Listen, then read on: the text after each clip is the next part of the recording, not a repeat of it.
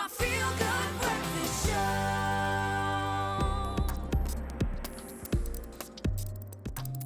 Welcome back, you're tuned into your Feel Good Breakfast Show. Can you feel those Friday vibes, man? Awesome stuff. Right now, though, it is time for your Friday Tech Roundup today, and we have tech journalist Bryan Smith joining us to run us through the latest. Bryan, lovely to have you, my brother. Thank you. It's great to be back. Some interesting topics today. Looking forward to getting into it. Let's start off with Donald Trump. Yes, he's going to force himself back into the news again. This time he's talking about a space army.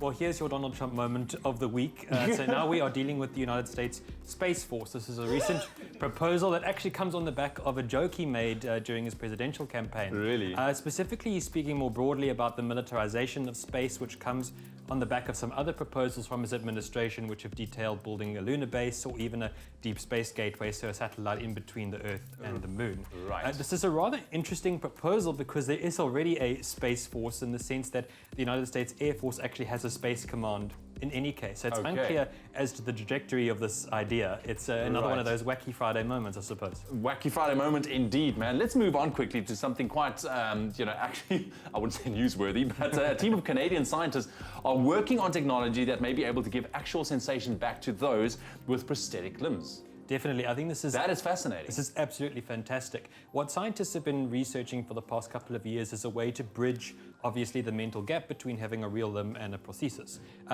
Researchers have now created what we can call a neural interface, which is attempting to bridge the sensation of touch, feeling, and better articulated movement in prostheses. So research conducted thus far has shown that with luck, we may be able to give amputees or people born with disabilities the same kind of flexibility with their metallic or otherwise plastic prostheses, the same way they would be able to use their traditional limb.